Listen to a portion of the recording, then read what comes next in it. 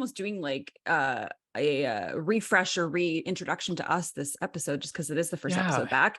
But just because we're called Getting Jewcy with the Jew part of Jewish, it doesn't mean, like, I would say what 10% of our guests have been Jewish, maybe.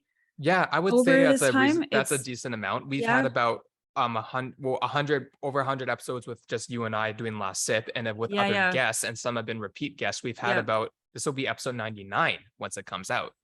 Woo!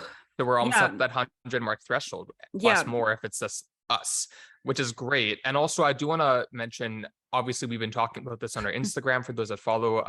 Thanks again for letting us supporting Rachel and I in our podcast for the podcast awards. We are we didn't make the best in show, womp womp, but we did make the best 10 of the LGBTQIA plus category, and the podcast awards ceremonies will be on September the 30th. So we're in that kind of 3-week countdown or so. 24 days, I guess. It's the 6th today. And they just told us to tune in for like an hour and a half. And though, like, it's like going to a digital award show. So we're crossing our fingers. Lots of good contenders and really big celebrities that have their own podcasts that are in there, like Nicole Byer and Patrick Starr, and just a couple of the name. And so it's really neat. Forget about how many submitted. The fact that Rachel and Hiiro, Rosen and Prince are like in this category with these other people. Whether they actually run the podcast or not, or they're just like a voice on the podcast, it's really cool. Like, it is. We're like some degree of separation away from like Nicole Byer. Well, you know what? We're the that's my, there goes my own secret language again, popping out. The Rachel language just came out again. It's like, oh my God. We're the underdogs. That's what I was trying to say. We, and we do appreciate, I like to support the underdogs. Thank you for supporting us. And I mean, hey, I don't really care what the outcome is. It's all good and fun and it's great. So we'll see. We will let y'all know, at the end of this month. So as far as like from now until then goes, you can't vote anymore. It's more just, they have special judges, I think, at this point, and some people that were especially asked to vote now on the final kind of 10. So exactly. And also, I mean, for example, my mother, like my mother, I love her so much. She is my BFF. Like if I put her on an emergency contact, I usually say mother and BFF.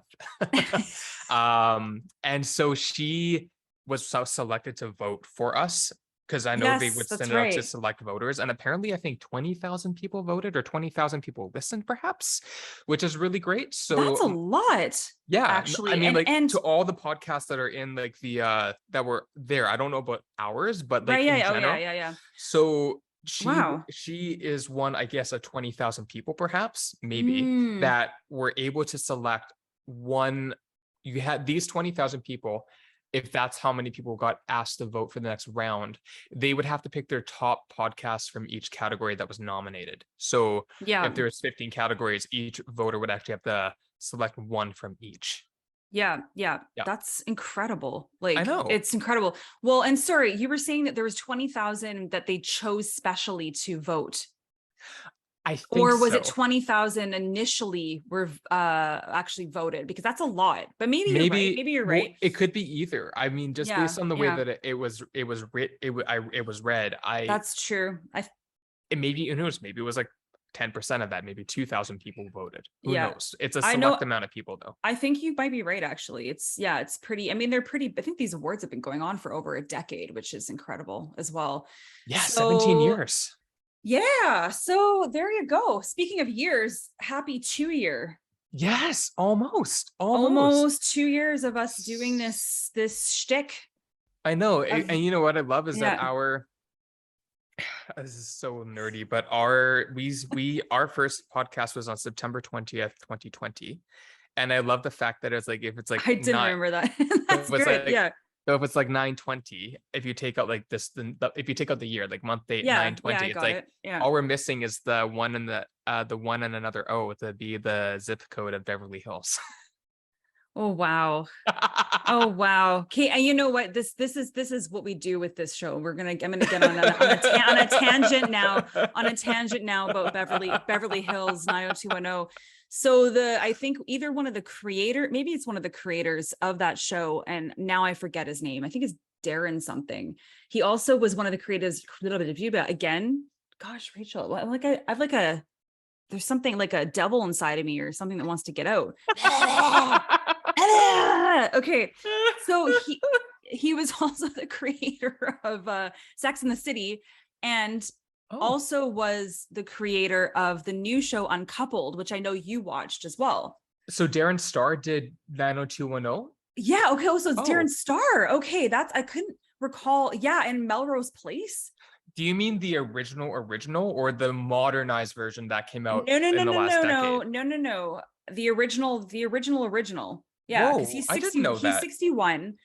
Yeah, he's best known Oh. for creating the television series Beverly Hills 90210, Melrose Place, Sex and the City, and Emily in Paris, and now has Uncoupled with Neil Patrick Harris. So back on, see, we always do go back to topics that we talk about in the podcast. Now back to the LGBTQ plus community. Yeah, we do. And that's what that show is, such a great show, and it's so amazing to see you know, that highlighted in the form of that Sex and the City kind of format, but in you know, with a gay lead, and you know how what he is going through with his breakup, and so it's a great show. I loved it. Yeah, only and one it seems so like far, it's being but renewed for season 2. When I looked it up, it seems like it's going to come back. Yeah, it's like, and, it's so it definitely has that vibe, that feel of, I thought of like, so it makes sense, Sex and the City and kind of that thing. So yeah, well, did you also watch And Just Like That? Because that's coming back for a second season as well. And Just Like That, no, who's in that? So that's the new version of like the continuation of Sex and the City, but in present day. Oh, without Kim Cattrall. Don't kill me. That's fine. I was never like, I'm not okay. Not to say I'm not a Sex and the City fan. I enjoyed the show, but I wasn't like, you know, like a hardcore fan. So I don't even think I've seen all the episodes, to be quite honest. I'm pretty sure I saw the last season. I know there's like some really hardcore fans out there, and I think it was a fantastic show. I just so I had no idea about that, what you just mentioned. So I only saw the very first Sex and the City movie, which I think is a great movie, whether you've seen the show or not, because I saw it in 2006 when it came out, and it wasn't until 2020 during COVID where I started to actually watch the series back, because I was thinking, you know, this is like a very pivotal piece of pop culture, and also something that's very referenced a lot in gay culture too. So I better catch up on this. And then knowing that, and Just Like That, because Carrie Bradshaw always would be like, and just like that. So that's why the show is called like that. It's called that. And so it follows up on relevant. And here's one thing that's related to queer and also to Jewish culture. Charlotte, who is played by Kristen Davis, and converts to being a Jew in the TV series because she meets the love of her life, who is Jewish. And so they have two daughters. That's right. Yeah. And they have two daughters. And so there's one storyline of the first daughter that they had together, because they adopted the child, and then Charlotte actually got pregnant naturally. So then they had a birth daughter and an adopted daughter. Yeah. So the daughter that's their birth daughter, Rose, ends up going through a character development, wanting to change their name to Rock. Oh. So this identity storyline, although stereotypical, still relevant, of identifying as non-binary and potentially maybe trans, but definitely non-binary. And you know, it's at the storyline of having their mitzvah. And so so they have this whole storyline, which is really brilliant. You've seen it, or you've just heard about this? That's okay. I'm curious about that. That's really neat. So what's really great is that, yes, it's cliche, but it's relevant. Instead of having a bat mitzvah, Rock has a bay mitzvah, which is so like, it should just be the case anyways in this current day and time in our culture, in real life. I know. Why does there have to be like a freaking female male version of that? I mean, Can you, oh my goodness. So Wow. they, Like, why so can't it just be a yeah, a mitzvah, a mitzvah? I mean, I yeah. guess you have, yeah, sure. Anyway. So Rock has a Bay Mitzvah, and the rabbi that Oh is gosh, I got in to the see this. show is a Uh-huh. trans woman, I believe, if I'm not mistaken. Okay, I've got to watch that. That's unbelievable. Well, and So then it's really cool. Like it's still that's very really like cool. cliche and cringy in ways that Sex and the City is known to be. But I Hmm. give credit to the fact that they are trying to do certain things within the identity of the show's kind of DNA, but Yeah, trying to link concepts that have come up since, I don't know, mid 2000s all the way to now the 20s. yeah, Which yeah, sounds weird to say, but we're in the 20s right now. So yeah. Oh my gosh. Yeah. That is bizarre to say. I know. So But and that's a similar kind of thing of what they did with Umbrella Academy. I don't know if you ever seen that or I heard about that, but keep that's hearing great things Elliot about it. Page's show. Yeah. And when Elliot Page's character came out to the family, it was fantastic. It was just such a sweet, easy, not easy is probably the wrong word. What's the word? It just the way they transitioned it into the show and just slipped it in there was so smart and so natural feeling. Mhm. It was really nice. And it didn't like, it was nice because it made it important to the character and to the storyline, but it also didn't really overtake everything that was happening. Like it was, I don't know if that makes sense. Like Yeah, I'm it not wasn't trying to it downplay the no, experience, but no, but it wasn't taken as if like this is the one thing that matters the most and the others are irrelevant. But there's a yeah, balance yeah. of if it was another character, it's It not was taking away from another character, but it's giving the spotlight in the moment when that character needs to have that kind of attention in ex- their character development. And when you just to clarify, when you say coming out, they coming out as trans. exactly. Right. Yeah, Okay. yeah. And Yeah. in the story, oh my gosh, it because oh, what was Elliot's character's name before and then after? Oh goodness. I can't believe I can't remember. But Oh, anyway, okay. Okay. So hold up. it was So because sorry. it's had 4 or 5 seasons, what Yeah, you're yeah. referencing is that the transition when Elliot began the show, Elliot hadn't fully transitioned in real life yet. No, not at all. No, Okay. until like this the newest episode or the new season, excuse me. And Okay. then complete you know, introduction of their name, like new name, Okay. and Okay. really, really neat. Yeah, Yeah. it was really, Yeah. really cool. So I've it's heard it's a great fantastic. show. Just I have yeah, never yeah, watched yeah. it. Oh, it's a great show. I love that show. But I also do like kind of sci-fi Mm, sort of almost like a sci-fi drama and okay. some comedy. It's really good. But But anyway, but notice how in a lot of sci-fi related content, even way back, and I'm not a sci-fi individual. I mean, some video games I guess I've played I have think I know sci-fi what and I you're, like it. yeah. And you're definitely picking up already what I'm going to put down. But how much space there's been in even in the past to subjectively, subtly slide in queer identities, non-heteronormative societies and identities and characters. Do you think it's Because also, it's yeah, sorry, continue your thought. I apologize. no, it's fine because I think it doesn't feel like it's real life. There's a sense of fiction to it, perhaps, that doesn't make it feel like that it's like present time and we're Right. on Earth and we're in a metropolitan city, so to speak, where if people are watching it, they're less judgmental and more likely to engage or want to be invested in those characters, regardless of their views, because it's in outer space or it's in an apocalyptic world or it's in a dystopian society or something like that. That's one point for sure. I think another reason might be is when you think of sci-fi and you think of some not even people's a creature, something from another planet.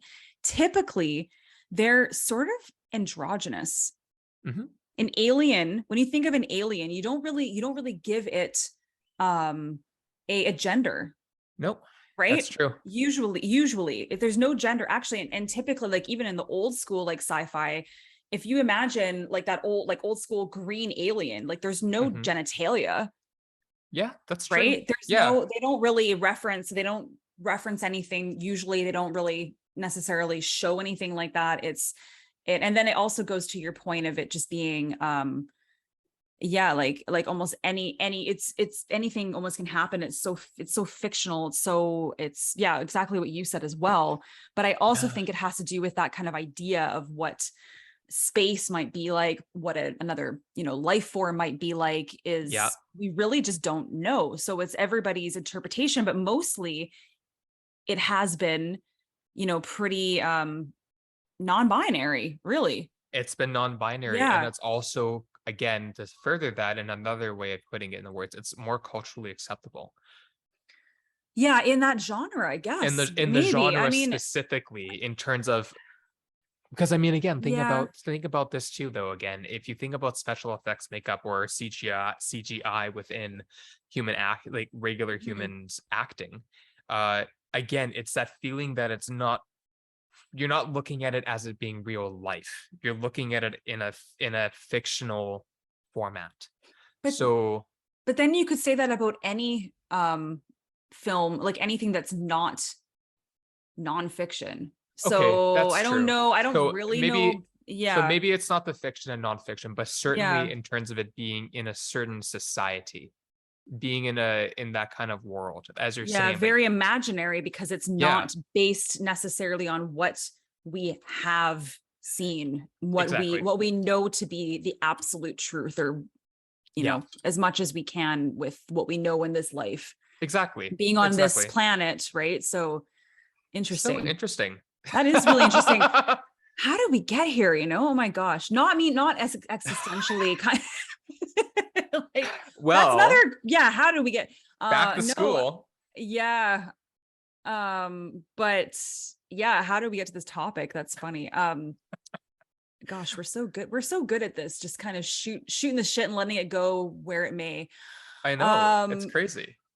yeah. So anywho, my friend, how are you are you feeling? Kind of, now I'm gonna kind of flip flop back into mental health, but Yeah, yeah. as you were saying prior to this conversation about aliens and the outer limits, Right. X-File type stuff, you were saying that you usually, and I know you have said this before, that you don't really feel anxiety necessarily based upon the seasons changing into darker months.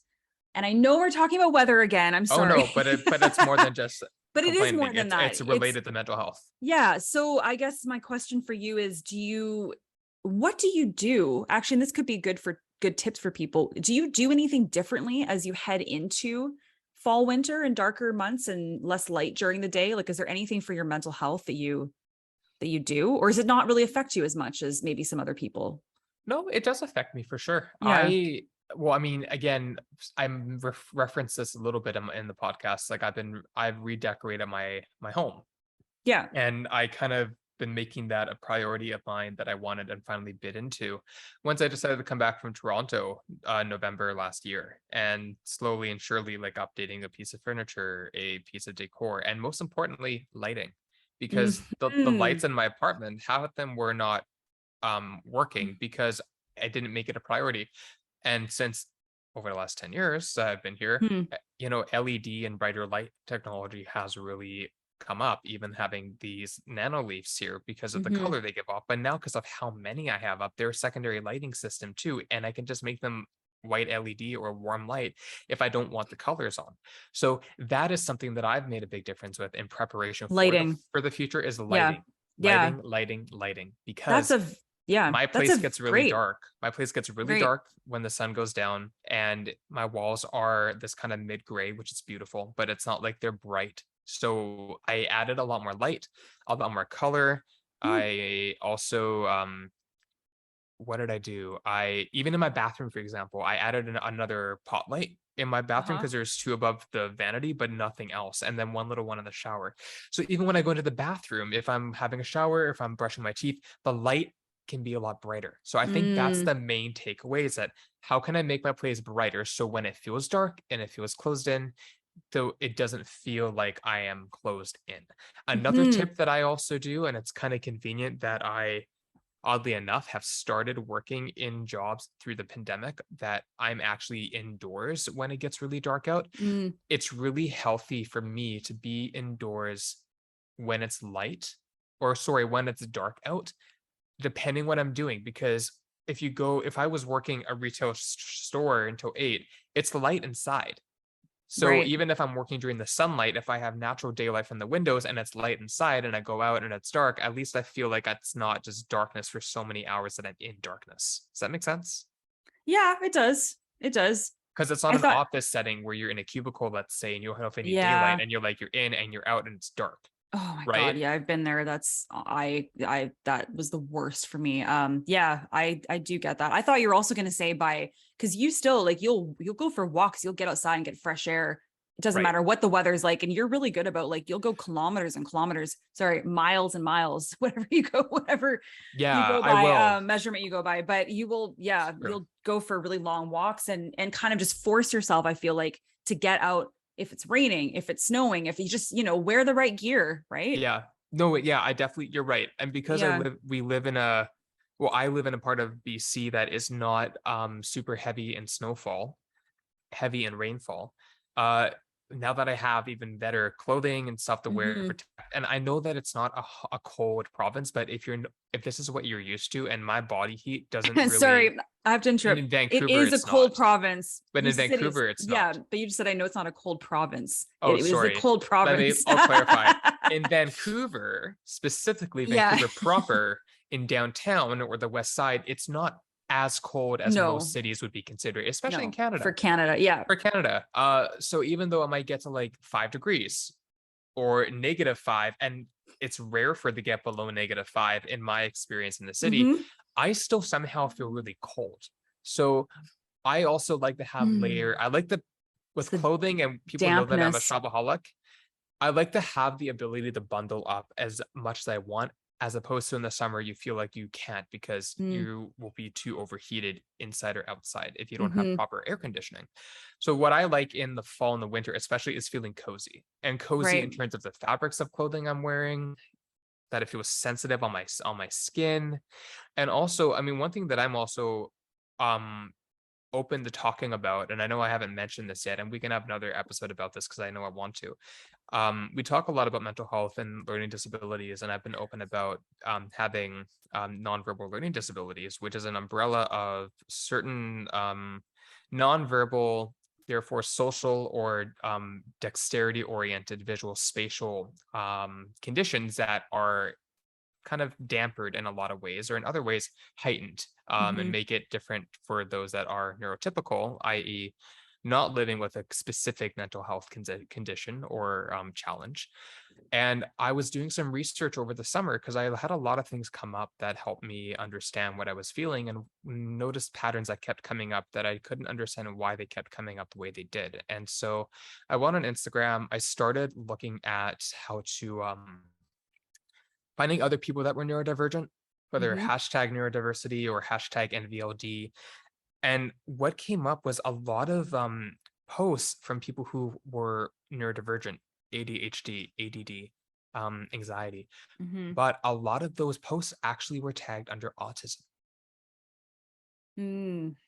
And Hmm. I've even said on the show, for those that are avid listeners and that follow Rachel's life and my life with mental health, I've said from my base knowledge that NVLD was a different spectrum than, let's say, autism, but Hmm. it's all one spectrum. It just has different levels of where it may be at in terms of low, medium, or high priority needs for different elements of what our brain is constructed with.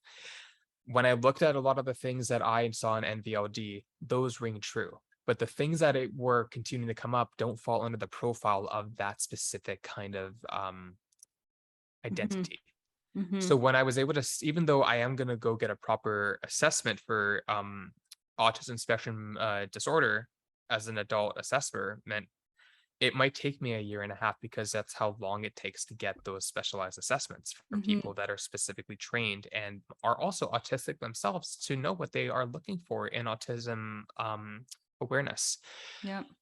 So, but it's definitely safe to say that I am autistic.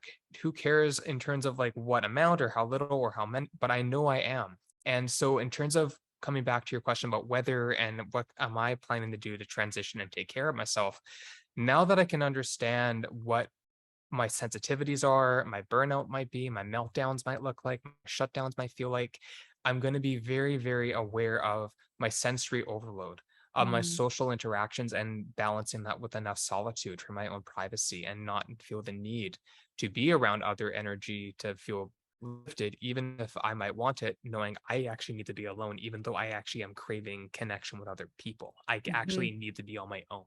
mhm, And it's really empowering to find language and to find other humans on Instagram that have actually been diagnosed either professionally or self-diagnosed, and that are opening up these conversations with the World Wide Web and society of people who might not know what they're feeling or what's happening, or not knowing how to put language to it. And so I kind of just feel like there is a sense of peace and this sense of comfort, and also a ton of tears that came down in my on my face earlier in August, when I was kind of realizing, I'm like, yep, that's me. Yep, that's me. Yep, most of that's me, not all of it, but a lot of that. And I took a ton of assessments through mhm, Embrace Autism, which is a website, and actually a Toronto-based website, if I'm not hmm, mistaken. And all of the and there was like 15, 16 assessments you could take, which are not in replacement of of a professional assessment, but it helps give you a really good idea if you are on the threshold of being neurotypical, or mhm, NT, or neurodiverse, ND. mhm, And 90+% of the results that came back were overwhelmingly ASD. hmm. ASD.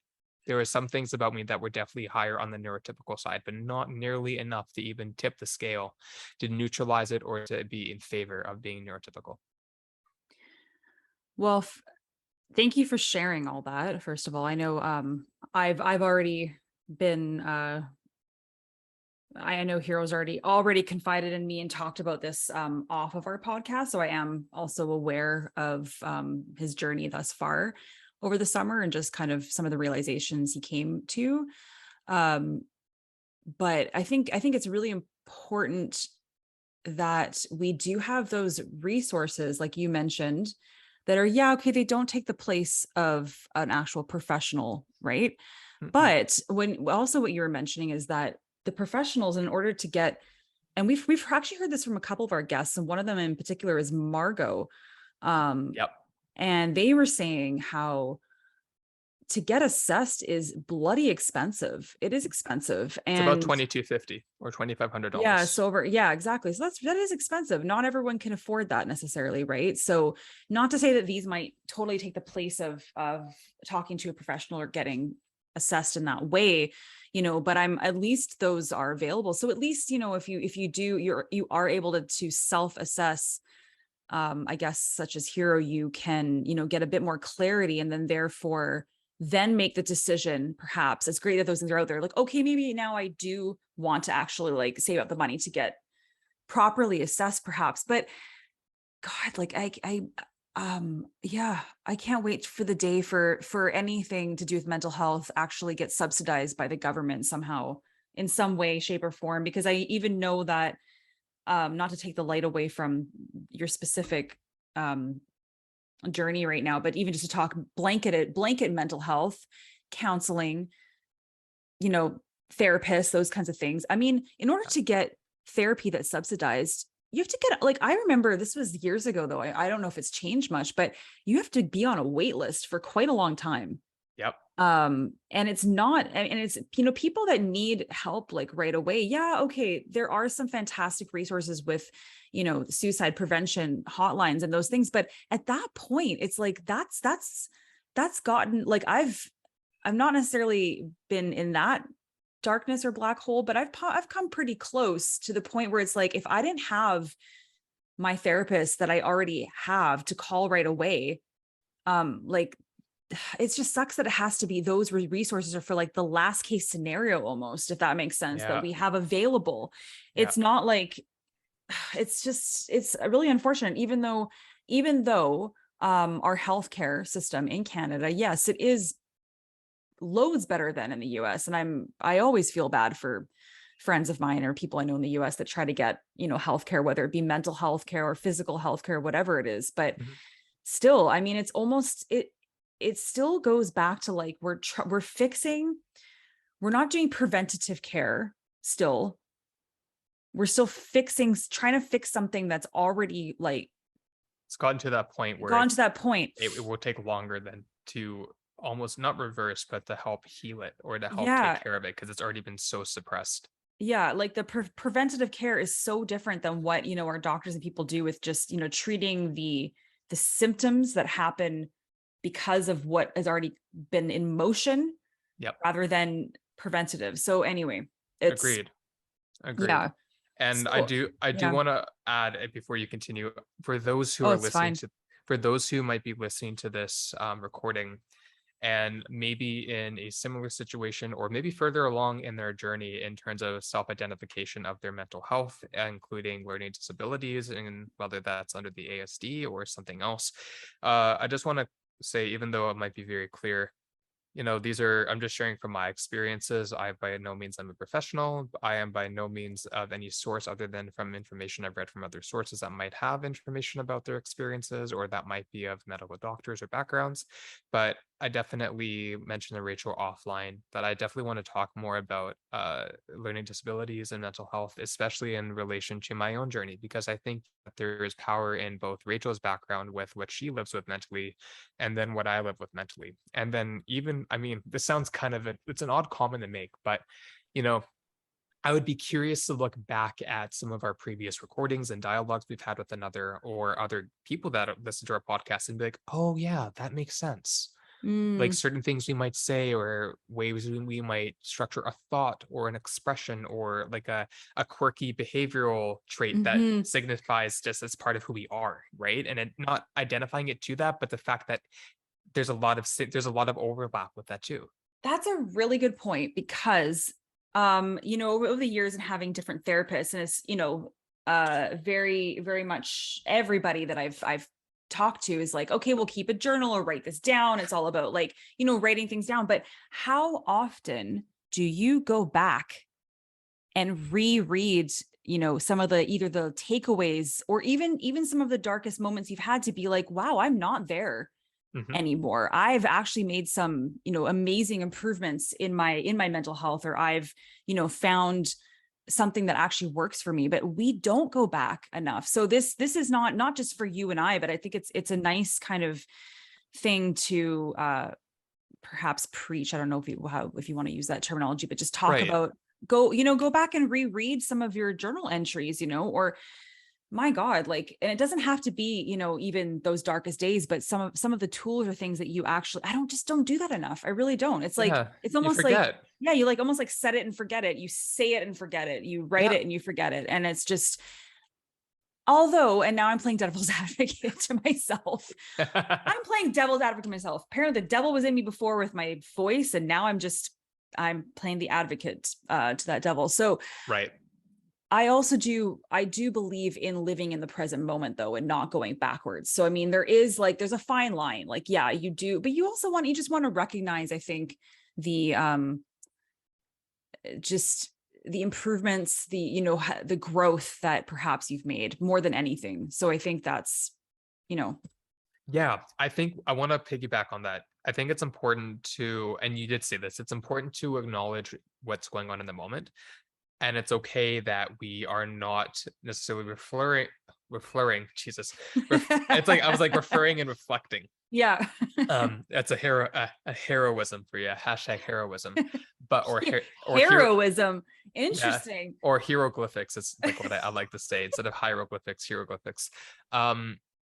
But yes, and it's important to have some way of documenting and reflecting on your own journey of self-discovery and your own situations. But again, whether if you look back at it or not is okay too, because it lets you know that you have somewhere to safely put it out. Even like on my phone, I have my own note and I put a lock on it.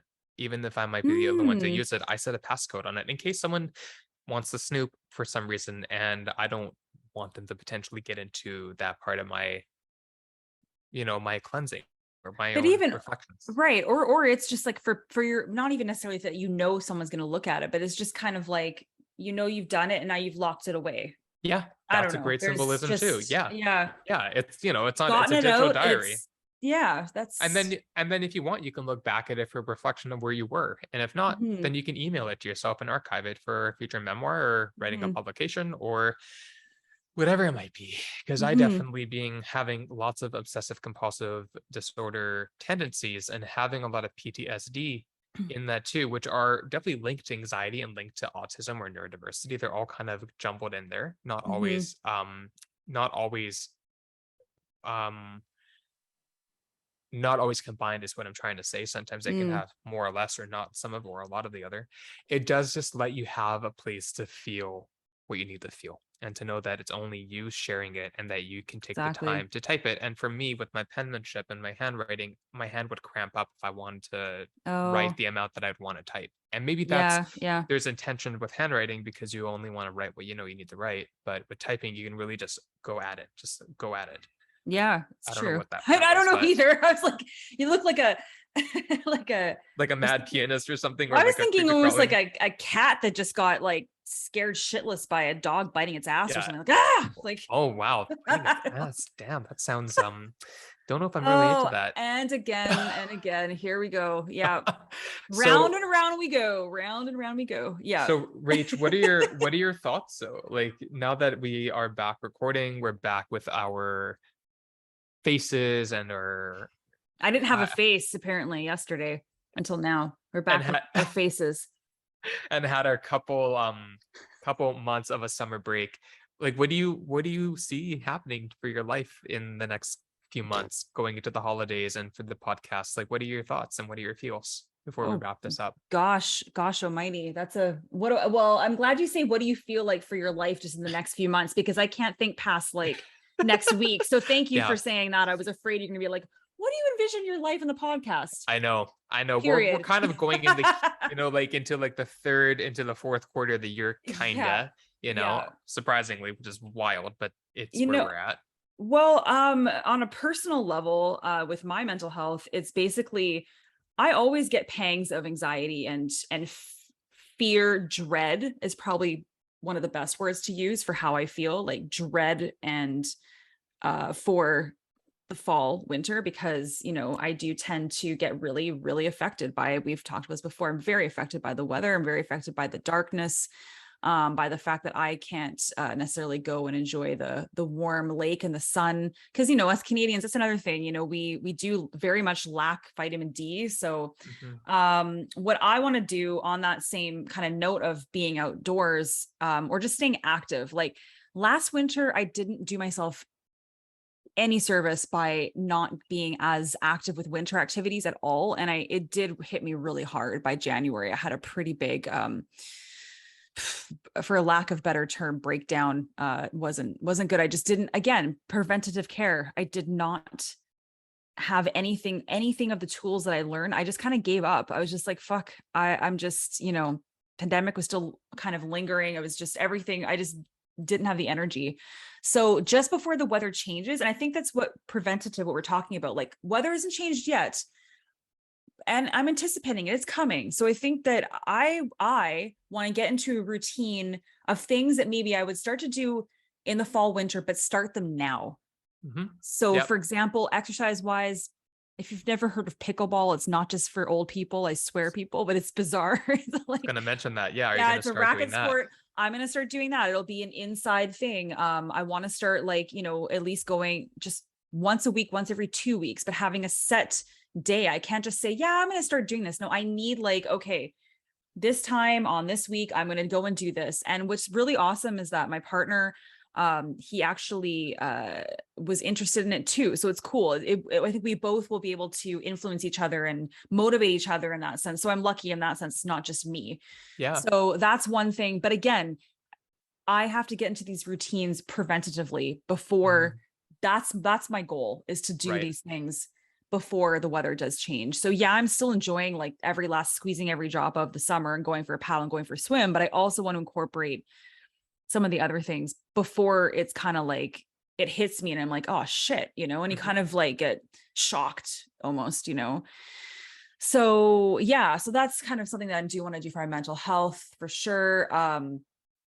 And now that I've gotten past most of my more very, very, very, very, very intense health anxiety through COVID, I need to keep up those social relationships, right? Because I didn't really do that last winter either. I was still like, nope, don't really want to go into your house, don't really want to spend much time inside with you. So I feel like, you know, those things will help change how this fall winter is in comparison to last fall winter. Yeah. And with the podcast, you know, just getting a bit more targeted to what we want to talk about. You know, I like that we really had our topics today. Like I really want people to know that we are about mental health and we are about the LGBTQ plus realm and community. And those are probably the most, you know, those are the two topics that what might come in, maybe not all the time into every episode. Like, I don't think they will, but they are, you know, main kind of topics. So I just really want to hone in on that as well. And yeah. To add to that too, though, in terms of the specific topics, I also want to just kind of remind that Rachel herself self-identifies as a cishet or cisgendered heterosexual woman. And so, yes, we do. Well, in the sense of like, yeah, I mean, maybe living a lifestyle, perhaps living a yeah, lifestyle. living that lifestyle. I Definitely, okay. yeah, because I definitely could. I mean, that's a top. Oh my God, that's a topic for a whole other. We'll leave it for another episode.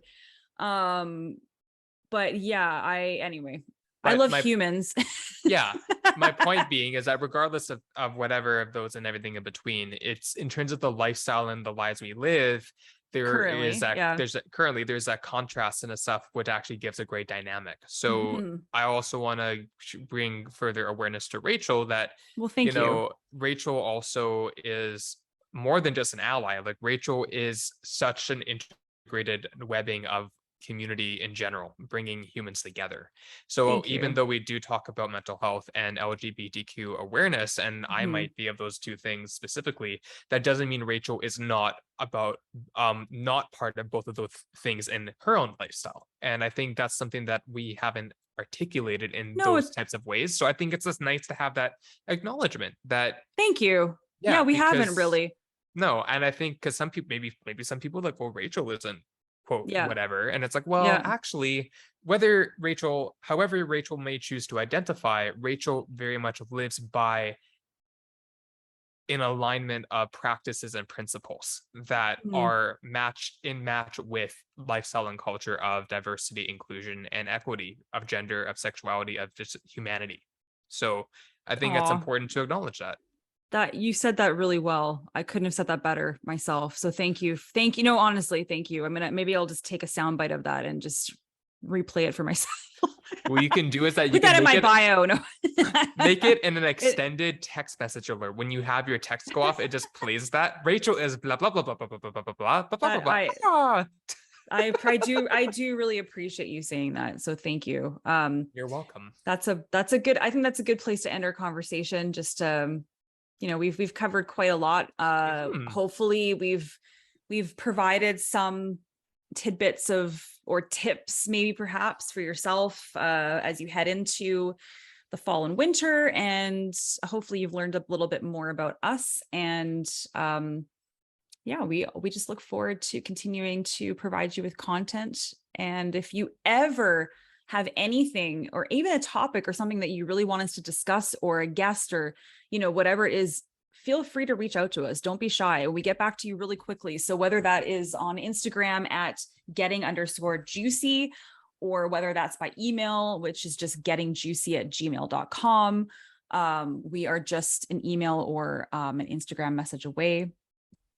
And yeah, we are. And so thank you to from both of us, and we really appreciate your continued support. I know we say that all the time, but we always really mean it. And this is me like trying to burp and trying to keep my burp down, so I'm like, but I wouldn't have even known that. See, this is okay. That is a good way to end. This is where we don't filter anything or keep anything in, because it's like, I wouldn't even know that. I do so many things like that in my life where I just, you know, spill the beans, but whatever the hell is my mind. And they're like, or just, you know, like, I'm like, oh, I bet you didn't realize, you know, I actually was, you know, suppressing a fart. Like, no, I haven't necessarily said that. Like, that was why my face was like that, because I really had to fart. Like, that's just a really stupid example, but someone might be like, I wouldn't even know that if you hadn't told me. But the best part of it is the fact that you can fart on Zoom and no one's going to know. It's the best. That's complete BS. We have sound. If you're a silent farter, then no, it's fine. Actually, oh God, okay. One really quick story. Okay. I'm sorry, folks, but you brought in, I don't mind throwing myself under the bus at all.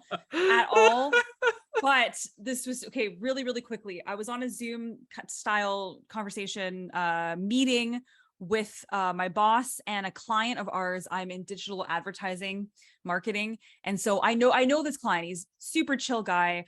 And anyway, I wasn't on mute, but do you know when two people sometimes have a conversation, it doesn't pick up not necessarily on the third person's audio because the audio has already been taken over by these two people. I don't know if that makes sense at all. Yeah. Like sometimes you'll be trying to talk, but you can't, the audio is actually not coming through because there's already conversation happening. Anyway, so they're having a conversation. I am too comfortable where I am in my office because I work from home, people. Okay.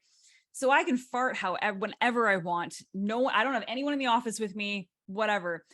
Wasn't even thinking. I was just like, let out a fart. It had a sound. And I was looking at, cause you can see like if your audio has been played or not, it kind of like, lights up or whatever. And I was like, oh, I was thinking to myself, because you can see my face too. And I'm just like, see the same face.